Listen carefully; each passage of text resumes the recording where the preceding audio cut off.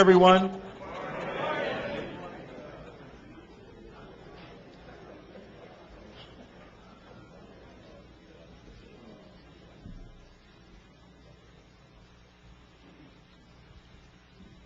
When I attended the NCAA convention in January, one of the sessions that I sought out was a presentation by our keynote speaker.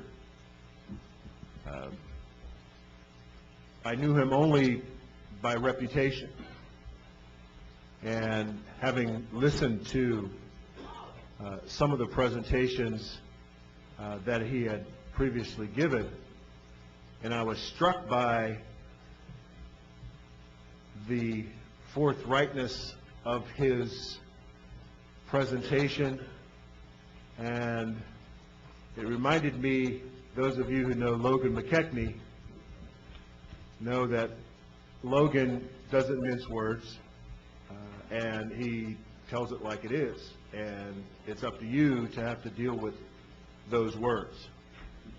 So as I walked closer to Dr. Edwards, I saw this imposing individual, and I knew that he was from the Bay Area, being a professor emeritus at Cal Berkeley. But when I approached him and introduced myself, I began to think about the possibilities of him serving as our keynote for this convention. And he graciously said, I have an office in the 49ers owners area in his suite. Just call my assistant and we'll see if we can get this done. And I jumped at the opportunity, and when I got back to Sacramento, I called and got all the information, and we figured out the dates, and he graciously accepted our invitation. The one thing that I didn't know is that he's one of us. He attended Fresno City College. And I'm not going to get into a lot of what he accomplished there, but he had a record that he set there, a national record, as well as an institutional record that stood for nearly 4 decades. I think all of you know Dr. Edwards by reputation, if not personally. What you don't know is his passion for community colleges. And I know we will all be impressed by what he has to say, and also I think we'll be encouraged by what he has to say. So without any further ado, I would like to introduce to you Dr. Harry Edwards.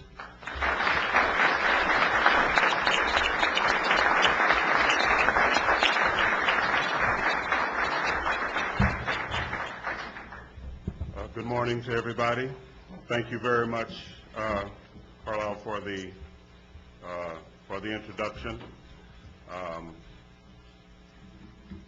It's been a long sojourn, but one that has been very much worth it for me, and I hope for my former students, and despite some serious detractors, for the world of athletics and academics in America. Today I have clients ranging from University of California football program and Jeff Tedford to Chip Kelly, University of Oregon football program, Billy Donovan, basketball coach at the University of Florida. I also consult regularly with David Stern, the NBA, including participating in the Rookie Symposium every year, where we try to introduce rookies to the realities of life in the NBA. I also work very closely with Roger Goodell, the NFL and actually initiated the player programs that now are required by every franchise. And I work very closely with Roger in terms of putting together a fair and functional personal conduct policy. Once, of course, I was with the Golden State Warriors, was with them for 10 years, was also in the Commissioner of Major League Baseball's office for 5 years, and I've been with the San Francisco 49ers since 1985 when Bill Walsh brought me in to establish programs and to help organize the locker room and the franchise in terms of the new demographics with the emerging black athlete majority. I was fortunate enough to have 4 Super Bowl rings from the 49ers, but this is not where it started. When Carlisle called me and asked me to speak here, I was, my eyes just opened up when he said that the conference theme was raising the bar. This is a particularly poignant and provocative theme for me, not only because it is so pertinent to the circumstances of community colleges today, because it resonates so thoroughly with my own personal evolution as a student athlete, with where it all started for me. Carlisle asked me to speak about my own personal circumstances and how I got to the point that I am, and to extrapolate from that to where we stand today as advocates, participants, supporters of community college sports programs. When he asked me for the title of my talk, coming up with it could not have been easier. Raising the Bar, the Price of Continued Relevance. In 1957, I was among the first group of black students integrated en masse into the white East St. Louis Senior High School. The elementary schools were opened up for integration in 1955 following the 1954 Brown versus Board of Education Topeka, Kansas decision. In 1956, junior high schools were integrated, and high schools where all of the dating and sports and other serious activities took place were opened up last in 1957. But there were no other changes at Eastside. No black staff, no black teachers, not even a black coach, not even a black counselor, not even a black janitor. And so they didn't know what to do with us. I remember walking into Mrs. Klute's English class, me and Donald Brooks, Cloyd Webb. We sat right down in front because we had no idea what to expect. Ms. Klute walked in, took a look at me, took a look at Brooks and Webb, and said, "You guys must be in the wrong class." Because at the time, Donald Brooks was about 6'2", about 215. Cloyd Webb was 6'5", about 230. And I was 6'5" and weighed 240 pounds. And I remember she turned and she looked at me and she said, "How old are you?" I looked back, 13. And no, you go to the back of the room. You're in the right place, but you go to that was essentially where we were throughout that period of time. Over a period of 3 years, from 1957 through January of 1960, I played football in the fall, basketball in the winter, and participated in track in the spring. Like the other black athletes in particular, they never laid a glove on me in the classroom. We were winning state championships and all state honors while being complete failures in the classroom. Essentially, I left school, I won't say graduated, utterly unscathed by education. But I had a mentor sponsor. At the time, black lawyers, doctors, pharmacists, and so forth lived in the black community right along with black laborers, peace workers, and so forth. And so this attorney by the name of Frank Summers, who had always taken a personal interest in mentoring and counseling young black athletes of the day, talked about school to me, did what he could to make sure that I was in class at Eastside despite the irrelevancies of my circumstances over there. but that was about all that he could check and verify. No academic checking beyond what the coaches stated, and of course, as long as we were winning, we were always doing just fine. It was Frank Summers who convinced me to get as far away from East St. Louis as possible, because like so many other athletes, not only had I been in trouble with the law, but it was a pattern that had emerged, where so many athletes had left, gone to colleges in the Midwest, places such as Iowa and other schools, and one day they would come home for a Christmas holiday or for spring break or for summer, fall back into the same old habits, the same old haunts, the same old circle of friends, the same vices, and never return to school. So in February of 1960, I left East St. Louis with the idea of enrolling in USC, literally to play football. Frank Summers had some contacts out there, and that was where I was headed. Additionally, according to Mr. Summers, who was also the first black assistant attorney general in the state of Illinois, USC had a coach by the name of Al Davis, who had named a Negro kid by the name of Willie Wood and a Jewish kid by the name of Ron Mix, co-captains of the football team at this private university, and he was very impressed with that. But what I didn't know, and what no one told me or my father, who was the single parent in my home, is that there was something called the college admissions test that had to be passed prior to admissions. What my father knew about college was Mama goes back to college and Dean and Jerry go to college. I mean, that was about it. When I went to take the college admissions test, I took one look at the sections on math and English, and I just closed the textbook and got up and walked out. The test may as well have been written in Chinese.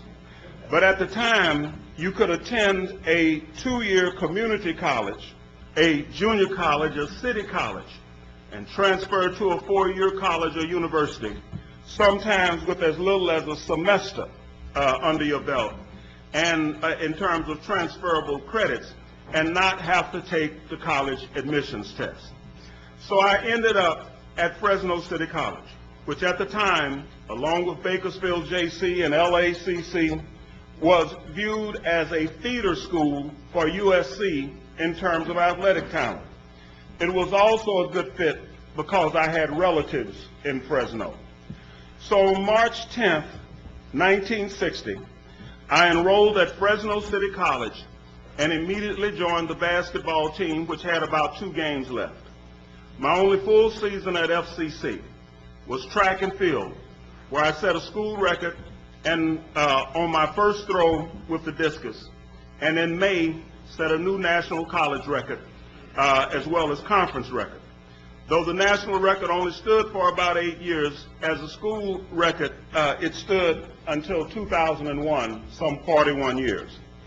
After one semester in the heat of Fresno, I left and went back to the shoebox and found that I had also a scholarship offer from some place called San Jose State in Northern California, where it was my understanding that it was not so hot.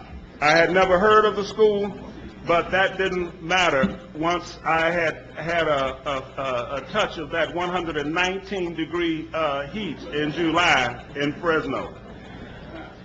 Though my time at Fresno was short, I had a great run at Fresno City College.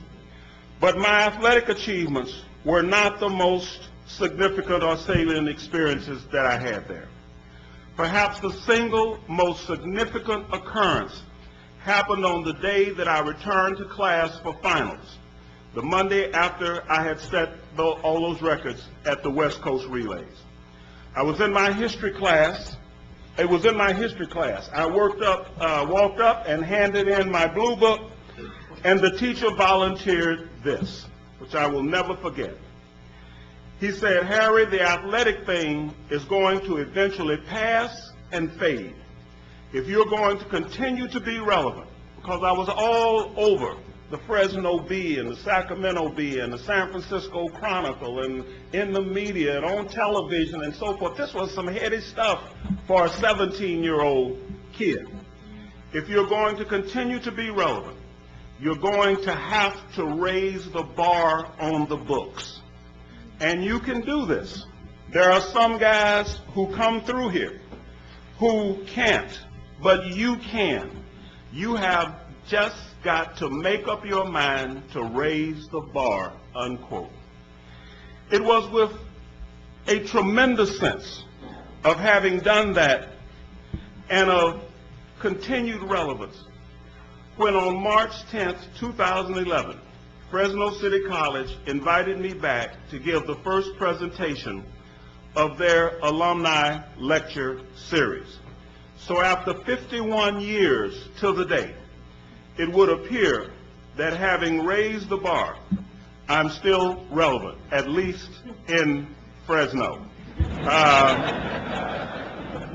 And it was, I was particularly impressed by the poster which they had put together, which on the backside had books and so forth that have been written in tribute to my dissertation establishing the sociology of sport at Cornell, and on the front side, something relevant and germane today, the fire this time, human relations in the 21st century.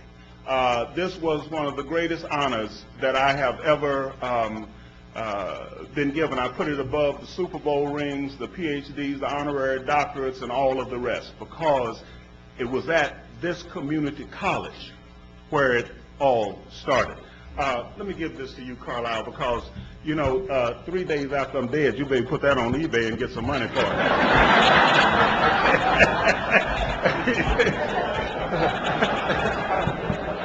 I've already taken the trouble to autograph it because I knew where you'd be coming from. All right.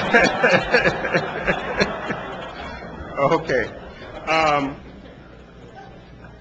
If this holds for an individual, continued relevance is based on raising the bar, how much more relevant and germane must it be for an institution? Especially one perpetually caught in the tides and trade winds of change and challenge. How much more relevant and germane must it be for our community colleges and for their academic and athletic missions? There are basically 4 areas of impact that today necessitates raising the bar relative to the development of athletes in the community college system. 1, the circumstances of the athletes themselves demands raising the bar. The athletes who come to community colleges so often are bringing greater challenges today, greater than ever before. The circumstances of many of the homes, communities, and K-12 schools that they come from are under such social, economic, and staffing pressure that actual educational preparation for college matriculation at any level is almost left to chance. This is why so many of the athletes who end up at community colleges, like I was, are non-qualifiers and essentially uncompetitive in terms of legitimate college matriculation and degree competitiveness. This specific, to add to this specific limitation, are those being placed upon sports programs, on coaching support, provision for facilities, for equipment, and overall program support. You add this to the challenges that these athletes have faced, and you have a mounting problem. When an athlete from such a background doesn't make the grade in terms of NC2A academic qualifications for athletic grants and aid and athletic participation, a psychological slapdown is experienced on top of the actual deficits that that athlete might already have brought to the situation. Now, for too many of these athletes, what was an academic challenge and hurdle under such circumstances comes to be viewed by the athletes as a wall to be gotten around, rather than as something to be faced straight on and surmounted. When you look at some of the backgrounds that these kids I came from that kind of background. I know what happens when you walk into a classroom and all of a sudden everybody else in the room looks smarter, more at ease, more comfortable, and so forth than you do, and on top of it, you have to get something done academically in order to stay eligible, even at the community college level, much less to transfer to a four-year school. And when you are publicly defined as a non-qualifier, that's an additional public humiliation and slapdown as far as these young people are concerned. I went through that. This is what so many of these young athletes bring to community colleges. They have had abysmal academic experiences in high school in particular, where they often have been kept eligible, kept on the field, and kept on the court academically, not always exploitably. Sometimes, if you take that away, the kids stop coming to school altogether. So in one instance, these coaches at the high school level are doing what they can to keep this kid afloat, to keep this kid alive. They have been slapped down and even humiliated by the four-year schools who deemed them too risky to be brought on board. And remember, we're talking about 17 to 19-year-old kids facing such very public humiliation, publicly and officially defined for all practical purposes as dumb jocks and non-qualifiers. Second, so many young athletes come from communities, irrespective of their four-year athletic aspirations. They come from community and family circumstances where they are likely to have had some contact with the judicial system, just as I had. This adds to their burdens and the suspicions of risks involved in recruiting them at the four-year school level. There is what is called zip code recruiting. They want to know, what zip code does this kid come from? Some states, including California, have even put laws on the books, and in California it's Assembly Bill 2165, that specifically address the issue of athlete criminal conduct.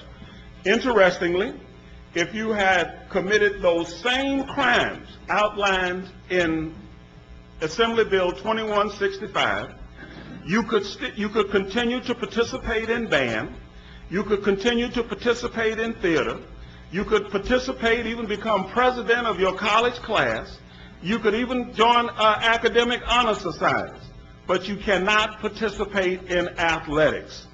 What this tells me is that increasingly you have athletic staffs at the four-year level in particular who are afraid of these kids.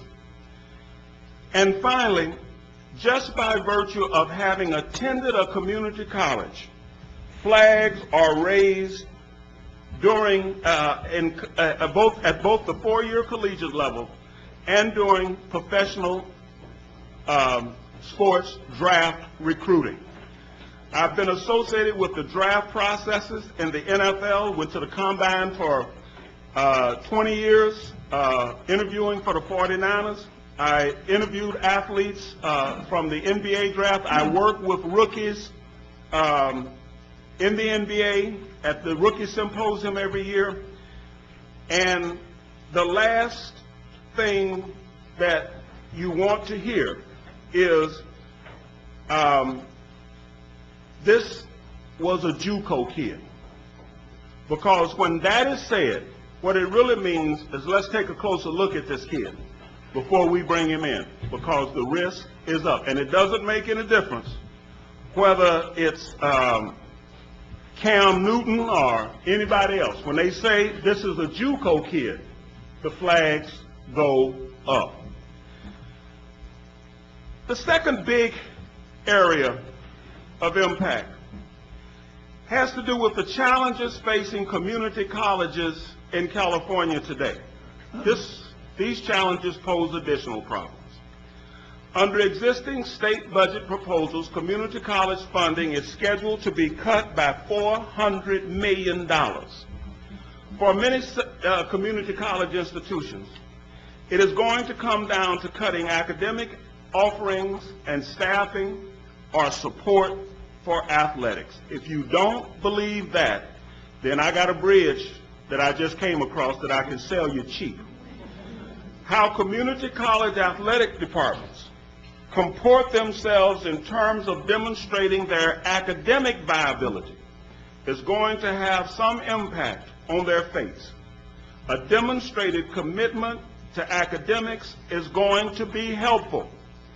It is simply the case today, whether it is a 2-year or 4-year institution, that nothing leaves a program more vulnerable to budget reductions than issues of academic integrity. Third, 4-year schools are also having an impact on junior and community college fortunes.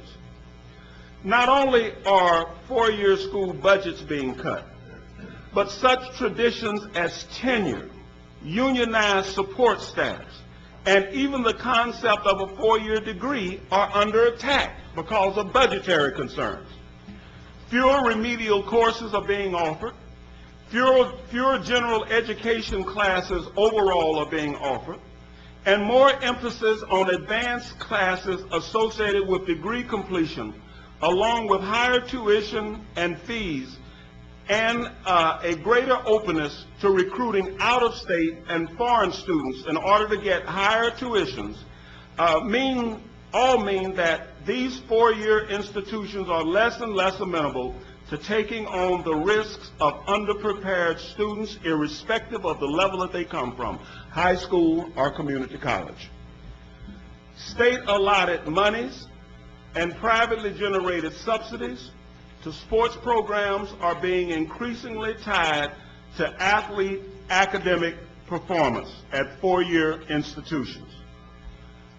Fourth, and finally, with NBA prospects at risk of leaving a school after 2 years and NFL prospects at risk of leaving after 3 years of expended eligibility, 4-year schools are increasingly skeptical of recruiting community college kids who, again, even if it's a Cam Newton, might leave in any event after as little as 1 year. Cam Newton spent 1 year at Auburn. They simply do not want the reputation as a JUCO jock farm stopover in these economically pressured times.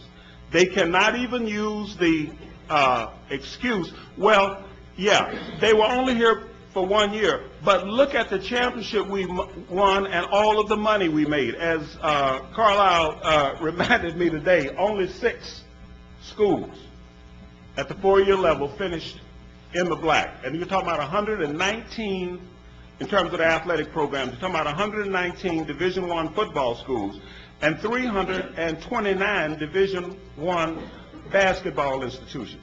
They are not making money in terms of, because the debt service and so forth. In order to stay in the race, you have to spend so much money that it's virtually impossible to make money. And even the schools that are making money are heavily subsidized usually either by state allocations, increased tuition, or private donations.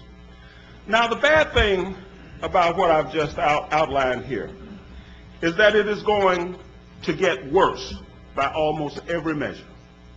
We started out looking at this economic situation we're in. Someone was projecting that it would be turned around by 2011. Then it went to 2013. Now it's 2015. And as I talked to some of my colleagues up at the University of California who have worked with federal government administrations and so forth on these economic issues. They're saying that before you can actually leave home looking for a job with some significant prospect that you'd be able to find one, you're probably looking at 2018. This thing is not going to turn around soon.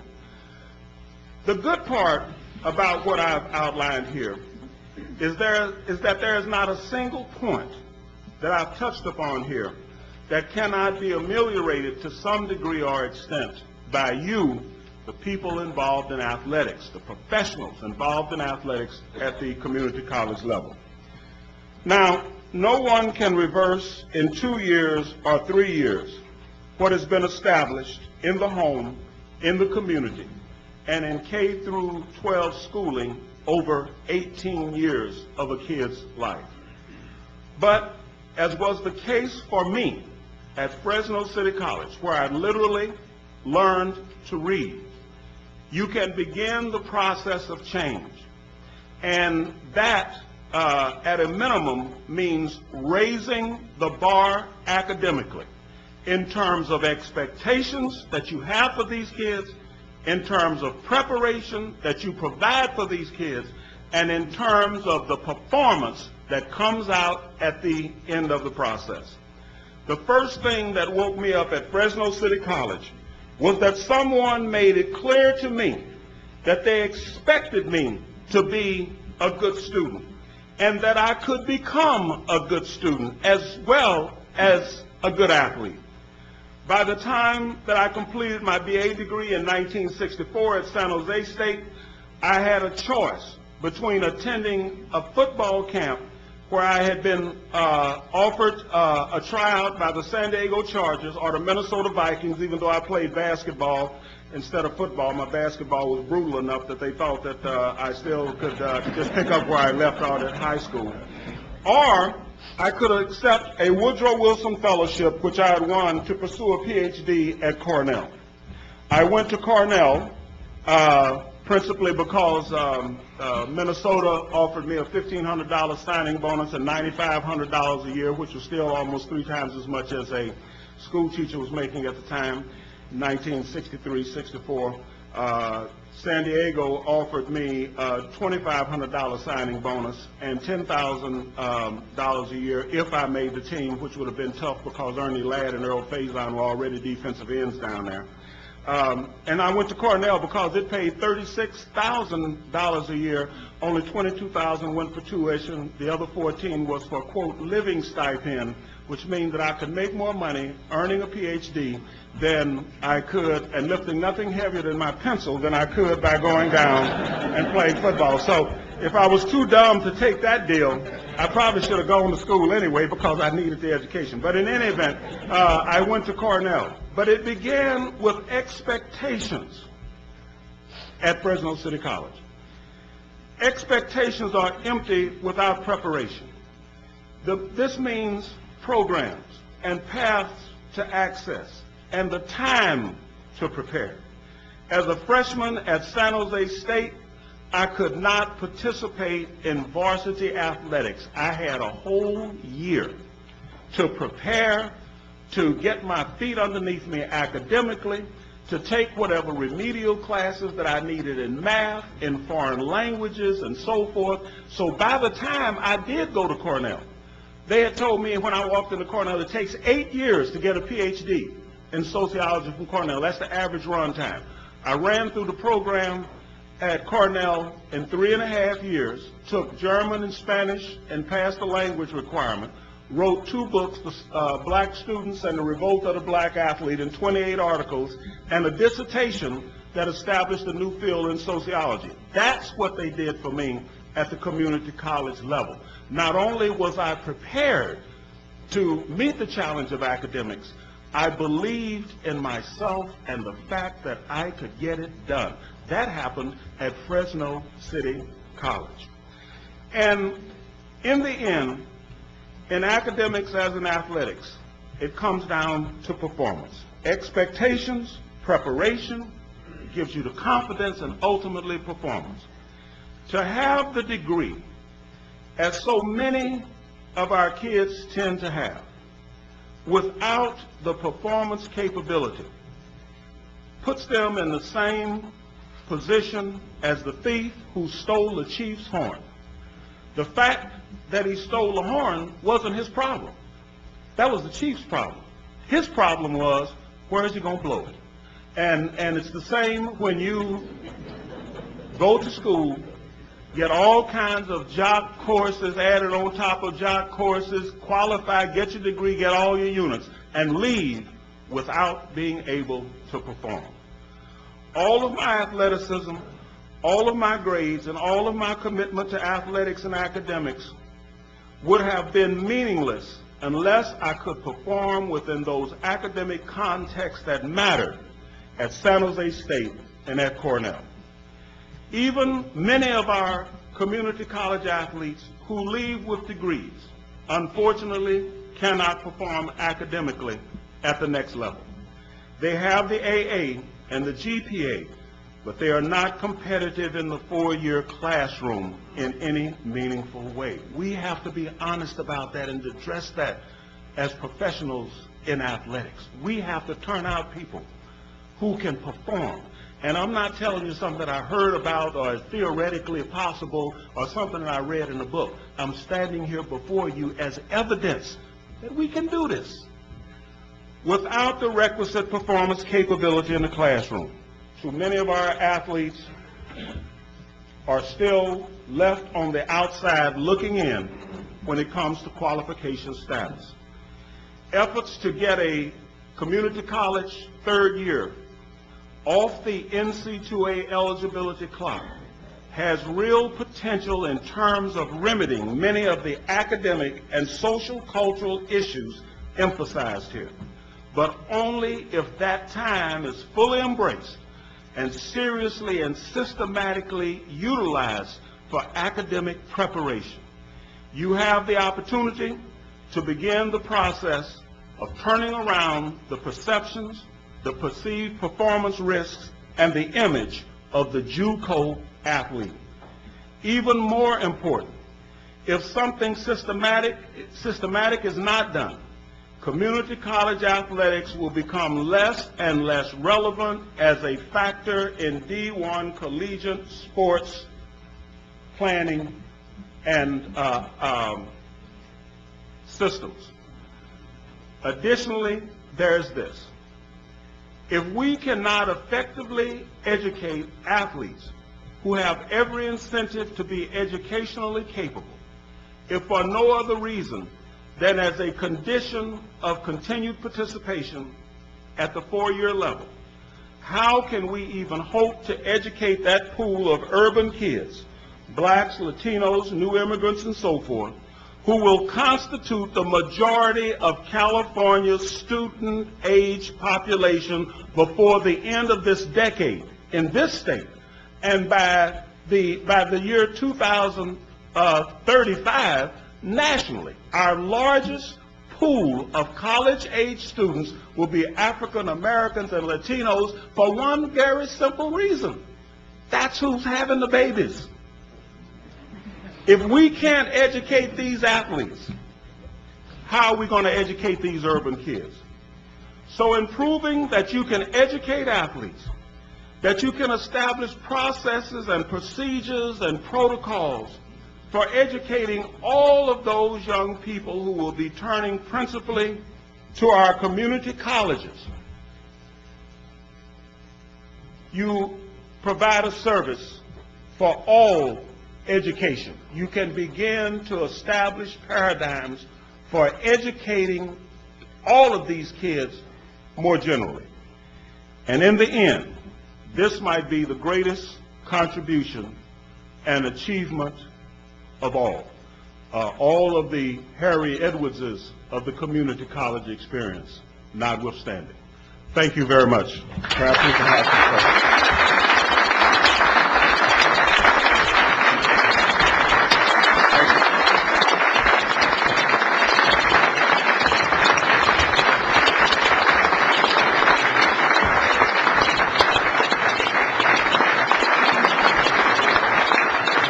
Thank you all very much. Perhaps perhaps we can have some questions and some discussion.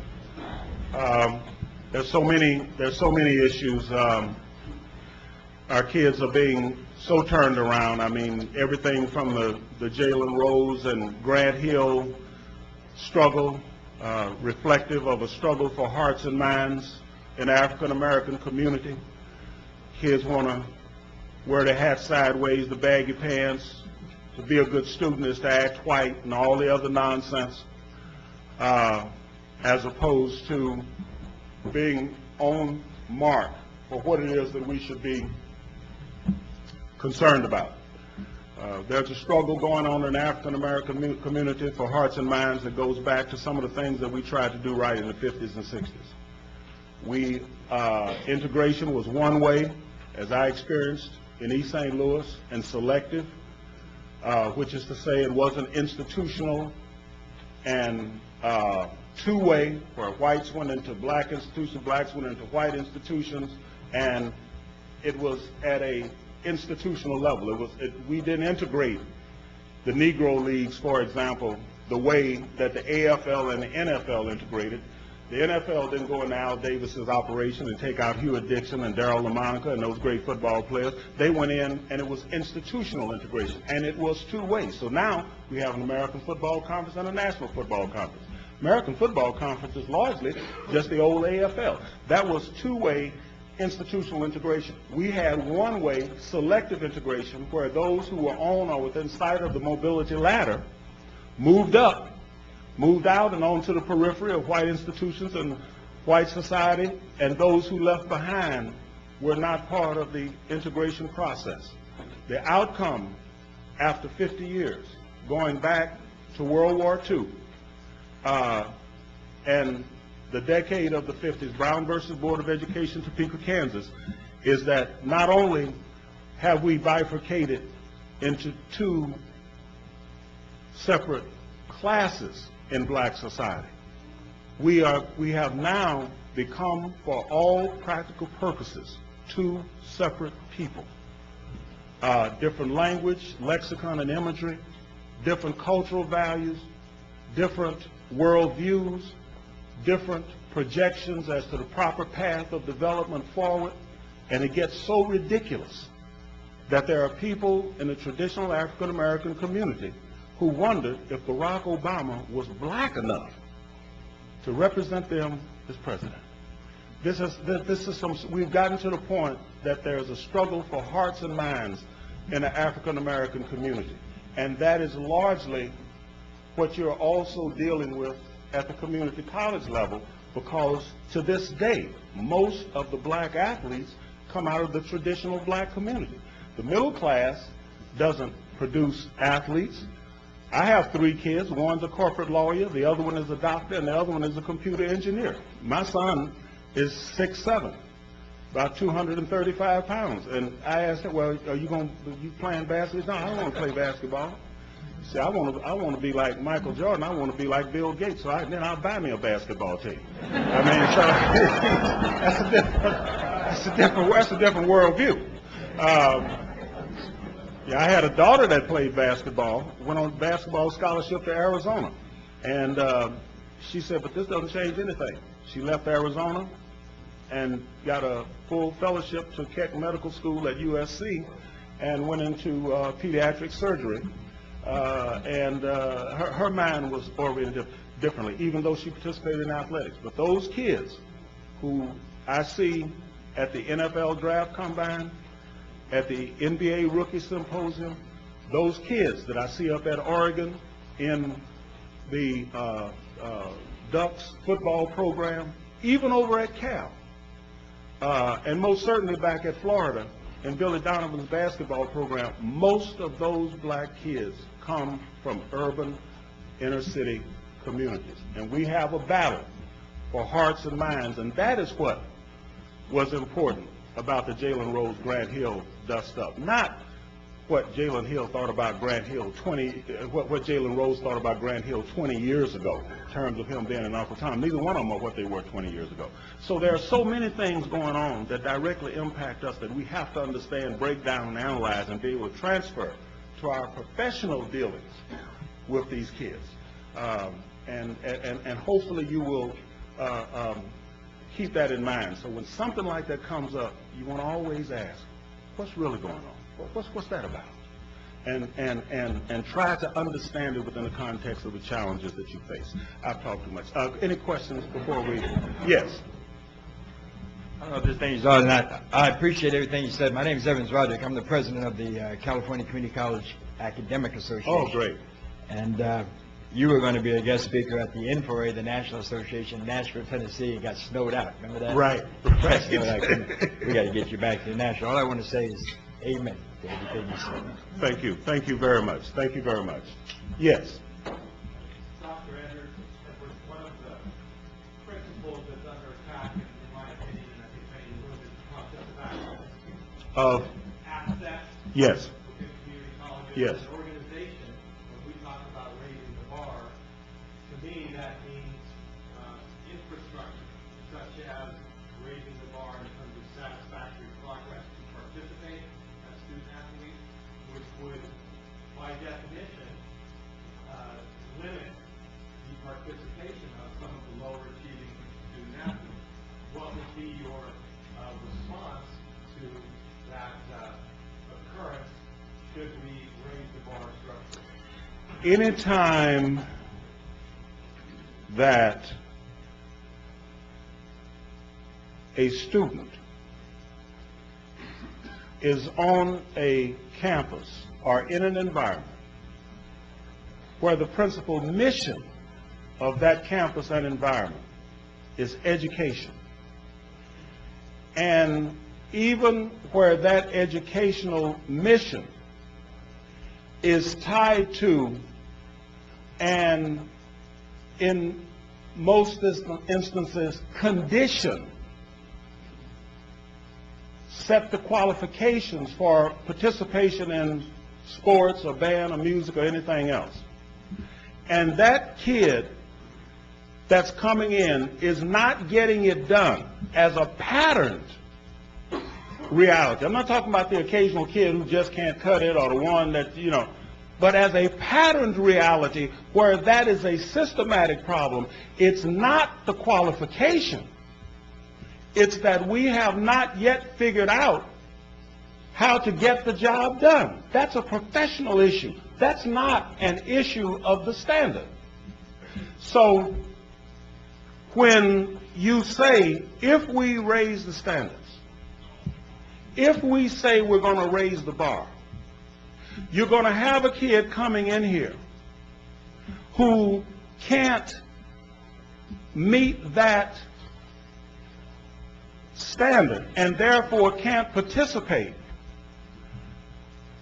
even knowing that once he participates or once she participates and leaves there, they're finished. They're terrorized in the classroom at the 4-year level, even assuming that somebody will take a chance on them as this thing continues to tighten up. If that's a patterned situation, then the professionals involved have an obligation to figure out how do they systematically address that systematic challenge. No participation during that first year where you go in and put in the time to prepare them by dealing with the remedials. I took remedial English at Fresno City College. I used to, in my autobiography, The Struggle That Must Be, I talk about learn to read. I used to hate to read so bad that I would read and read and read, and at the end of it, I didn't get it, I didn't understand it, I couldn't tell you what was on the last page, much less what this author was talking about. I would literally sit up in the library at Fresno City College and cry. That's how frustrated I was. And one day, despite that struggle, probably because of it, the light came on. And I was reading for a history class. I hated history in high school. What did I care about something that happened with George Washington and Abraham? What the hell does it got to do with me? Got a game tonight. And so I'm sitting up in the library, the very place that I gave this lecture in March. reading through tears. And I started just jumping over, just because I used to underline everything. I started just reading the stuff that I had underlined. And so I jumped over a lot of the verbiage and the content, and just started reading stuff. And I began to, this was the History 1 from 1776 to 1850. And they began going back over the history of the United States, and I began to read stuff. Columbus discovered America, jumped down 3 or 4 lines, and when he got there, he saw people on the shore. Minds, that's got to be wrong. Wait a minute. Columbus discovered America, and there were people standing on the shore watching him get off the boat.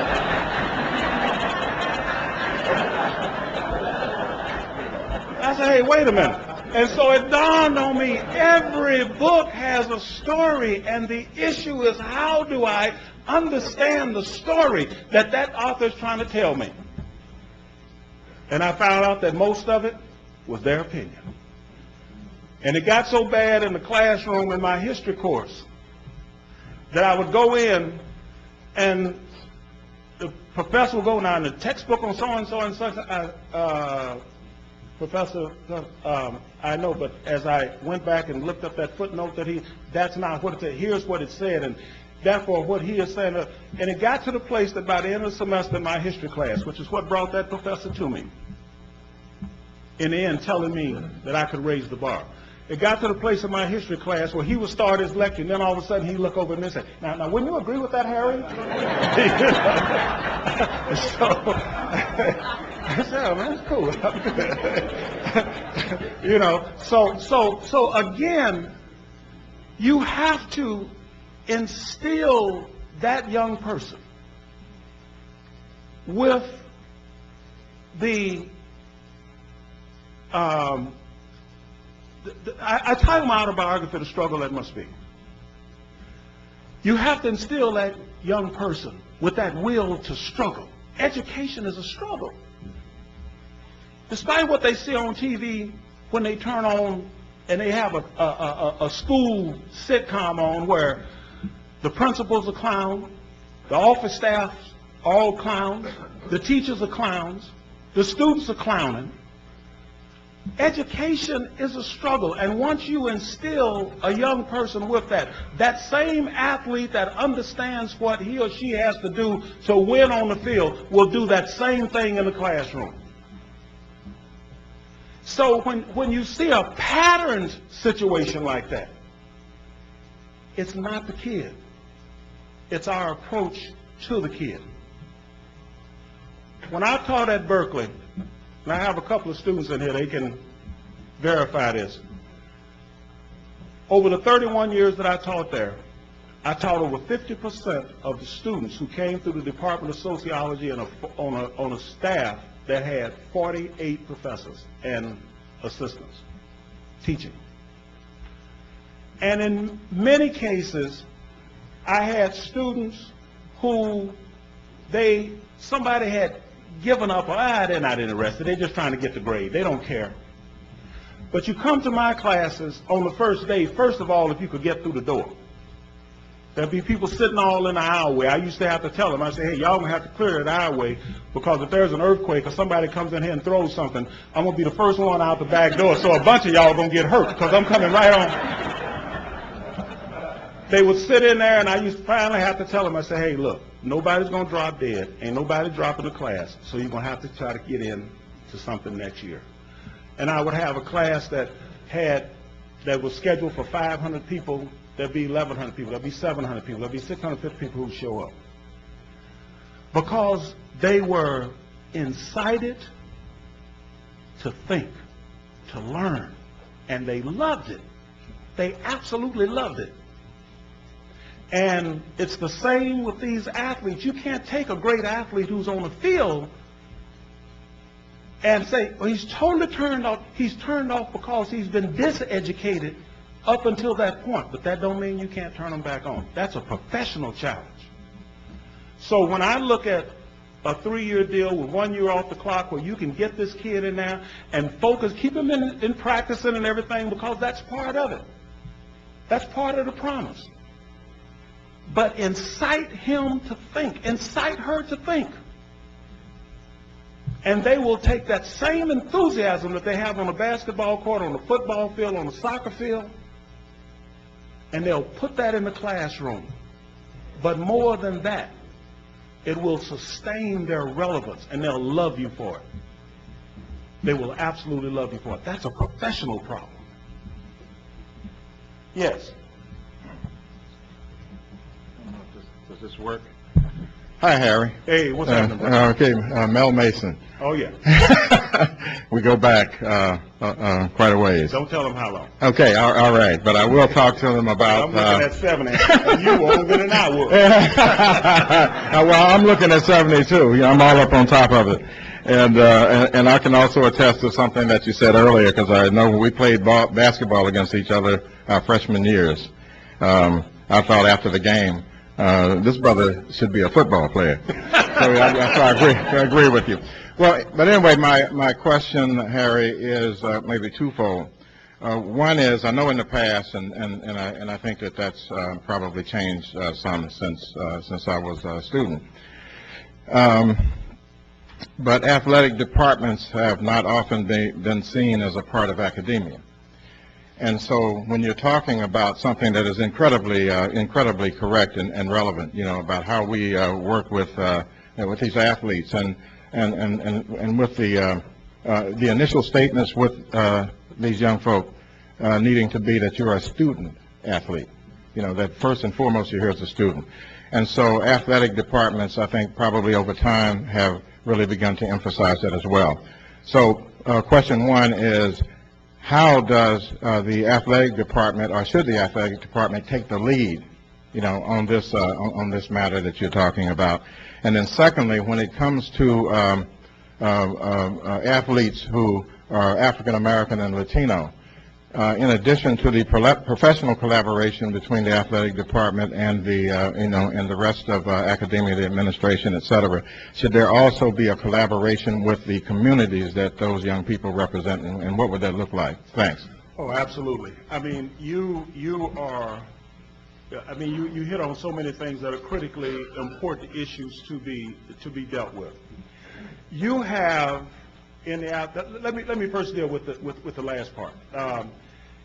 If I were coaching at the community college level and had a bunch of kids that reflected the challenges, the types of challenges that I've just touched upon, this was an oversimplistic presentation because time limitations and everything else, I would be looking in the community to see who can I get involved as a mentor, as a touchstone person for this kid. I don't care if it was the police chief. I wouldn't care if it was the local pastor. I wouldn't care if it was a business person. I wouldn't care if it was a school teacher at an elementary school, but somebody who was paired with this kid. What saved me was Frank Summers in East St. Louis, who used to stay on me. I'd be talking and so forth, and all of a sudden he'd look at me and say, "Hey, Harry, you can't think like that. That's not the way the world operates." My father played a role in it. My father had a 8th grade education, most of which he got at Joliet State Prison. Literally went into bad health trying to prove that a black man in a highly racist and discriminatory society in the 1930s, 40s, and 50s could support a wife and 8 children on $65 a week and not go back to prison, still stay honest. But he had a common sense thing about him. I remember when I said I was going to drop out of high school, junior high school, because all my friends were dropping out of junior high school. Shine was dropping out. Bull Parks was dropping out. Everybody I hung with and played football with was dropping out of high school, out of junior high school. So I came home one day and say, "Hey, Longhead done dropped out, Shine done dropped out, and ain't nobody there that I know, so I'm going to drop out." And my old man was sitting there reading the paper. He never even looked up. After he let me go on like that for about 10 minutes, he never even looked up, and he said, "You going to school if I have to send you in an ambulance." And so Frank Summers picked up on that. You can't think like that. So the first thing I would do is reach out into the community and everybody. I would vet people and try to match my kids up with somebody. Every one of my kids would be matched up with somebody. Because 90% of what these kids think about themselves is what they think other people think about them. In terms of the first question, when you're dealing with athletes on any college campus at any level, you're dealing with the elite kids in the college community. They're in the press. The average college student will never see their name in the paper. And when it is in the paper, they won't be in a position to read it because it'll be in the obituary column. The average student will never receive an award that is ballyhooed, paraded, and honored the way athletic championships and so forth are honored. You're dealing with the elite kids on the campus. Should you take the lead in terms of being the very best of everything? Absolutely. And the beautiful part about it is that these kids can do it. When they are slapped down, as I said, as a, quote, non-qualifier, or they're not good enough for a 4-year degree, when they go to school with other people who are going to 4-year schools, and they come to us, and then we essentially tell them, well, I got to hold your hand and walk you through some Mickey Mouse and some jock courses and so forth, because you can't do it. That is a tremendous disservice and injustice to these kids. These are some of the most competitive, aspirant, and determined young people we have. So should athletic departments take the lead? If we demonstrate that we believe in these kids and put the structures and hook them up with the mentors and do everything else that we can do, are we going to lose some? Yeah. Everybody can save somebody. Nobody can save everybody. And there's always somebody that can't nobody save. Because you can't save somebody from themselves. Are we going to lose some? Yeah. But the number one thing that we can do is to show them, not through our words, but through our actions, that we believe in them. And you know something else? That it's all right for them to believe in themselves. Should we take the lead with these kids in the college situation? Absolutely. We have the best, the most competitive, the elite kids on the campus. They stand taller than the student body president. They stand taller than the #1 ranked student in the chemistry department. And we're sitting back saying, yeah, but they got to stay eligible. They can't do it if we do something. Hey, come on. Their #1 problem under those circumstances is not their background. Their #1 problem is not their established capabilities, their established abilities. Their #1 problem under those circumstances is us. Okay? Well, one last question. Take this brother right here. I'm very concerned. Oh, Dan Smith, Cerritos College. I'm very concerned with a statement you made that when you get to these combines and you hear these statements, oh, that's a community college kid, and it sets off all these bells. And I've had 2 specific incidents in my life that I'm sure you're familiar with because you know these people. I was a sports psychologist at University of Illinois with their football program. Yep. And the head coach was Mike White. Yep. And he brings in 19 California community college football players. And we went undefeated in the Big Ten, had a great year. And you'd go to Michigan and Ohio State and you'd read their newspapers and they'd say, how dare this guy bring in that many community college athletes? He's degrading college football. Yep. And after that, the Big Ten ended up putting in rules, which they commonly to this day call the Mike White rule, because they say that he's the one that brought in all these community college kids, so now it's very difficult in the Big Ten to get a community college kid eligible. And of course, the NCAA is doing some of those same stuff. And you know Mike's background with the 49ers and head coach at Cal, he had all these California connections. The current Cal coach, Telford, played at Cerritos College for my head football coach, who's still there. And even he tells him, and they talk all the time, even he tells him, you know, I just can't bring in too many community college kids. So my question for you is, I'm sure you know both of these situations, how do we solve those perceptions? How do we change those perceptions? You change those perceptions student by student, day by day. And if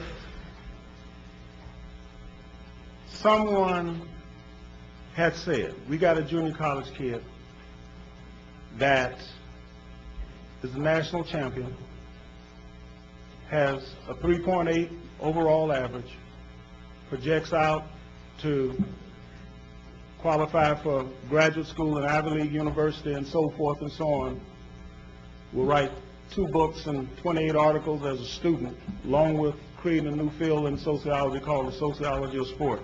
Do you want to bring that kid in? Well, hell yeah. You know, I mean, they would jump at it. And I'm not unique.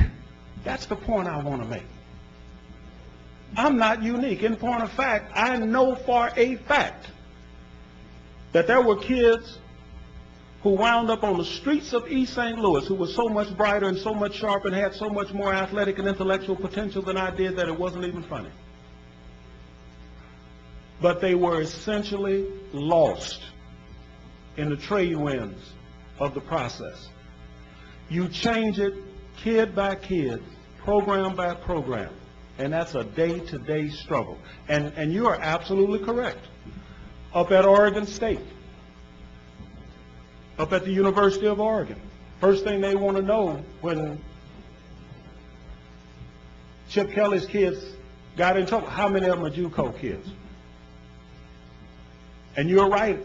I talk to Jeff all the time over at Cal. Hey, you know, we want to keep the number of JUCO kids down because this is going to be tough to sell. And he's a JUCO kid. So that is the challenge that you're confronted with, and it changes kid by kid. You want to get it to the point that they say a JUCO kid, he can go through that process, and okay, this is who we're looking for. It's going to be all right. That's a heck of a mountain to climb, but it's not the kids' mountain to climb alone. It's our mountain to climb as professionals. And again, I emphasize, if we can't educate these kids, the blacks, the Latinos, the Samoan kids, immigrant kids, what are we going to do by the end of this decade when the majority of our college-aged pool come from those same populations? If we can't educate these kids, what are we going to do when the economy of this state, the educational viability, educate all the kids who come in from China and Malaysia and Singapore and Tokyo and so forth so they can go back? And what happens to California? What happens to America? So at this level, you are at the very forefront of a struggle that this entire nation is going to have to face. The athlete at the junior college level is really the canary in the mine shaft. What they show us is what we've already become as a society and where we're probably headed as a nation unless we turn this thing around. And we could have no better opportunity to turn it around than to be dealing with the most elite, most highly visible, most competitive kids in our college environment. You can't tell me that you can get this kid ready to go out and win football games and take those hits, but can't get him ready to go in and perform in a history class or an English class or a math class, especially if you have a year where the focus will be more on the academics than the athletics, because he won't be playing the games or she won't be playing the games. Okay? Thank you all very much. I deeply appreciate it.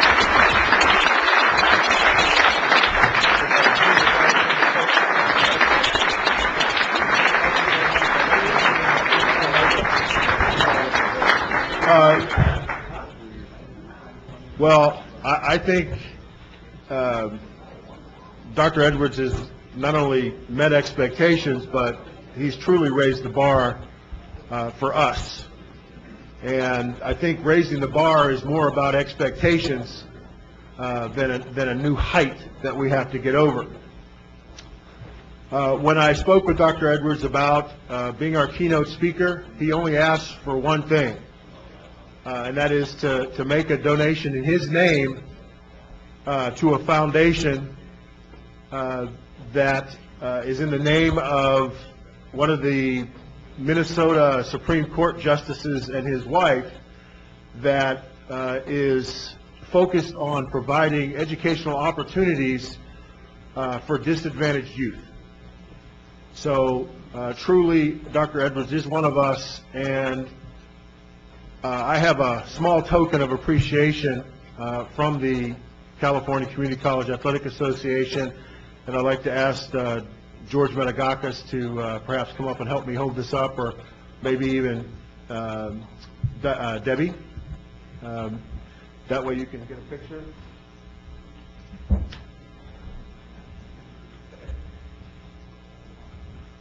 This is our newly designed blanket. That is, eventually everybody can get it right.